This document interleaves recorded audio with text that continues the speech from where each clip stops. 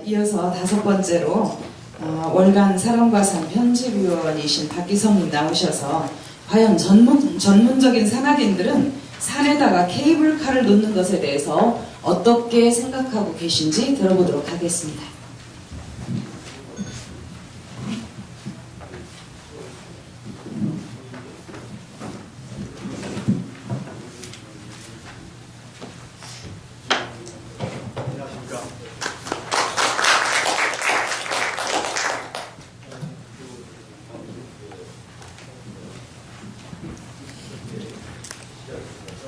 (90년대) 그 성삼재 도로가 뜨거운 감자였죠. 그래 20년 만에 다시 지리산이 이 논란의 중심에 섰습니다.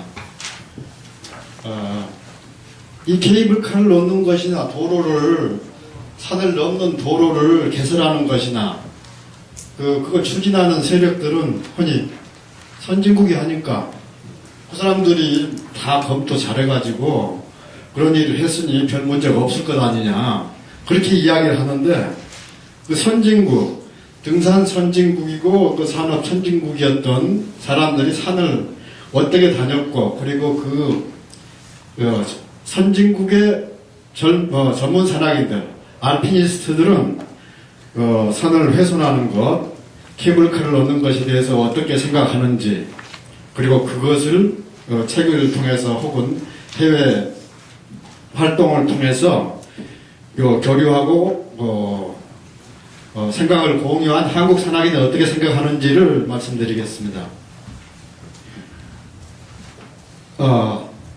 등산, 알피니즘이라고 하죠. 이것은 알프스 오르는 것으로 시작했습니다. 거기는 4,000m, 4,000m 대의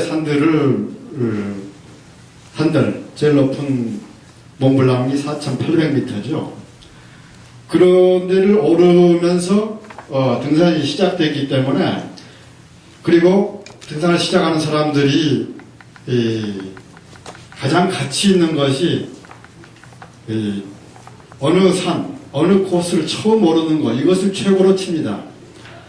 그래 당연히 경쟁적이 됐죠. 거기다가 유럽인들은 그 한정된 면적의 국가가 많기 때문에 다분히 이 나라 저 나라가 경쟁적이어서 등산이 특히 이 알프스를 끼고 있고, 또 유럽의 그 주도적 국가인 프랑스, 영국, 독일, 이태리, 이 나라들의 등산 붐이 거의 동시에 아주 활발하게 일어났습니다.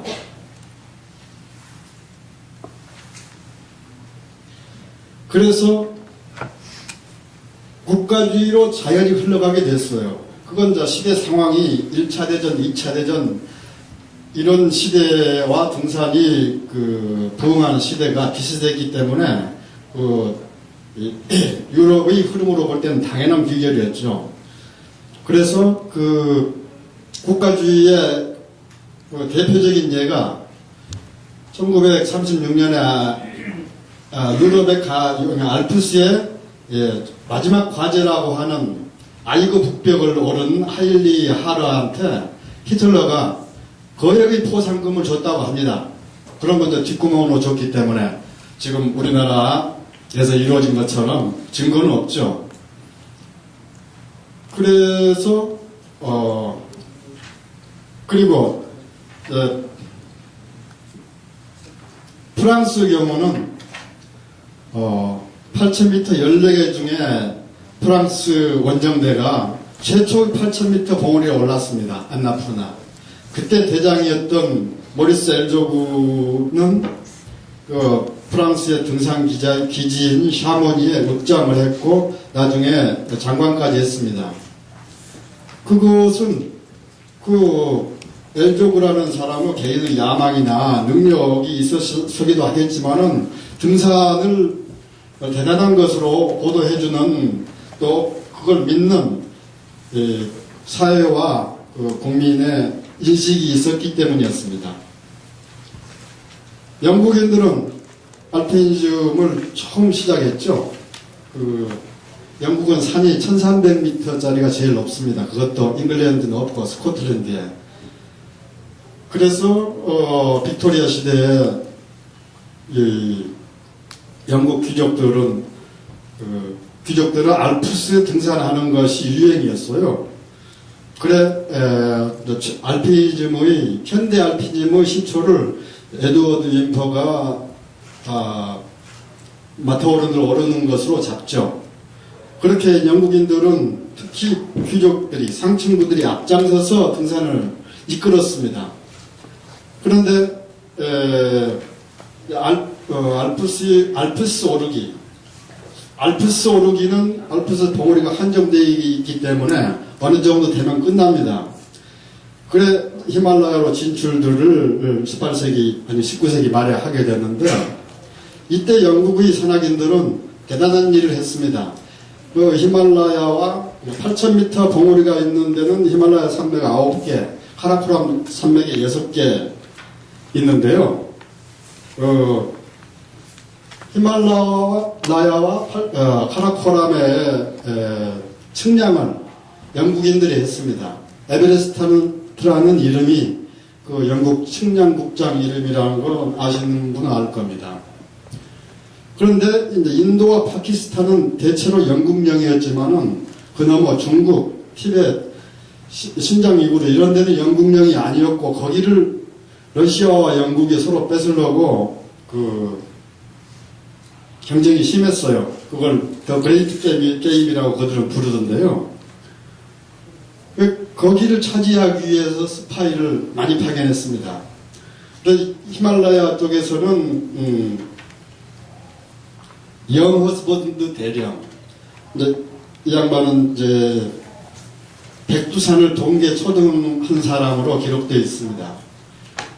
영허스번드 대령을 비롯해서 세실 롤링, 존 노엘 대위 이런 사람들이 혹은 공공연하게 혹은 몰래 들어가서 지리를 탐사하고 지도를 그리고 에베레스트 사진을 찍고 그 옆에 그런 것들을 다 조사하고 왔어요. 그리고 카라코람 쪽에서는 롱스테프나 존 버라드 이런 사람들이 했는데요. 이 사람들이 이 알피니즘 책에는 등산가나 탐험가로 나오지만 사실은 스파이였습니다. 육군 그 첩보대 소속이었어요. 그러니까 그 등산이 국가주의에 이용되고 제국주의에 이용돼서 정말 초기 탐험의 역사는 순수한 등산이 아닌 경우가 많았습니다.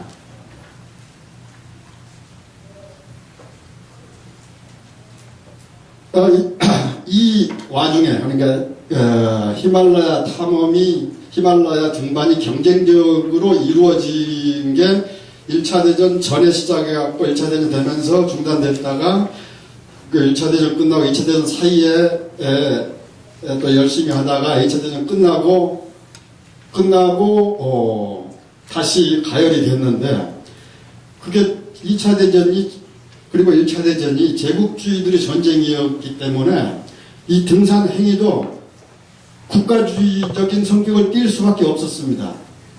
그래서 그 히말라야에서만이 아니고 자국에서도 국민들을 등산이라는 건 모험이고, 그리고 그게 산악부대에 이용할 수도 있잖아요. 그 영국인들이 아직도 그 네팔에 구르카 병사를 쓰는 이유는 산악인들은 일단 험한 지형에 살고 그 자연, 특히 맹수와 접할 기회가 많기 때문에, 그리고 사냥하는 게 일상의 일이기 때문에 과감할 수밖에 없습니다. 그래서 아르헨티나 전쟁에서 그 포클랜드 전쟁을 끝낸 것은 영국의 항공모함이나 미사일이 뛰어나서가 아니고 구르카 병사들이 이 아르헨티나 막사에 잠입해서 칼로 목을 땄기 때문에 공포에 떨었어요. 그래서 하고 간 겁니다. 이렇게 등산은 제국주의적으로 이용될 소지가 많고, 지금도 인도나 파키스탄은 등산을 아주 장려하죠. 그리고 등산을 장려하는 건 군인들이 산에 가는 것을 휴가를 잘 주고 그 다음에 그 산에 접근할 수 있는 기회를 주고 영국에서 히말라야 오르면은 한 달, 두 달 휴가를 받아야 될 거 아닙니까? 그런 기회를 줍니다. 그래, 파키스탄과 인도는 지금도 산악부대가 아주 강한 산악부대를 갖고 있죠. 그래서 이렇게 이제 제국주의나 국가주의와 등산이 결부되기 때문에 국민들을 저런 사람들을 본받아라. 그리고 산에를 많이 가서 모험심과 과감함을 길러라. 그렇게 하기 위해서 케이블카를 놨고 산 중복까지 도로를 놓고 한 겁니다. 그런데 우리나라의 이 성산업체나 케이블카와 일본 그리고 유럽을 비교할 수가 없어요. 일본은 유명한 산들은 3,000m가 넘고 그것도 남한푸스, 북한푸스, 산맥으로 돼 있고 후지산 3,700이죠. 그리고 유럽의 유명한 산들은 다 4,000m가 넘습니다. 그것을 사람들이 일반 국민들이 정상까지 가려면은 맨날 며칠이 걸리는데 일반 국민들은 그렇게 안 갑니다. 산악인들은 산에 가서 먹고 자고 하는 게 취미고 그리고 오래 걸릴수록 좋아하고 그래서 가지만은 일반 국민들은 뭐 1박 2일, 2박 3일 이 정도 해야 등산이지 그보다 더 오랜 기간이 걸리고 또 기술적인 암벽과 빙벽을 해야 되는 경우는 산에를 안 가요. 저는 뭐 알프스는 한 번도 못 가봤지만 일본은 조카이산이라는 2600m짜리 산을 처음 가봤습니다. 딱 한 번 가봤어요. 가봤더니 삼보까지 한 1300 정도까지 길이 나 있더라고요. 그리고 산은 일본은 화산이 많기 때문에 한 30도 정도 되는 완만하다면 완만하고 가파르다면 가파른 산들인데 이것을 저 바닥에서부터 온다면은 일반인은 아무도 안 오겠구나 싶더라고요. 그래서 일본인들은 산에 길을 내고 100군데에 계단을 깎고 철줄을 박은 겁니다. 산을 국민들한테 산에 올라가서 호연지기를 기르게 하려고. 그런데 우리나라는 어떻습니까? 지리산 섬진강이나 임천강에서 주름까지 올라가는데 백무동 말고요. 강가에서 길이 하나도 안 났으면 강가에서부터 봐야겠죠. 추성동 이런 데서 내려가고 올라가자면은 6시간, 제일 긴 데는 한 8시간쯤 걸립니다. 설악산은 4, 5시간이면 되고, 북한산은 2, 3시간이면 됩니다. 8시간이면은 사람이 하루에 활동할 수 있는 거리예요. 8시간 안에 야영지, 목표지에 도달할 수 있습니다. 그러니까 일본과 유럽이 하는데 우리도 해야 한다는 것은 논리가 맞지 않습니다.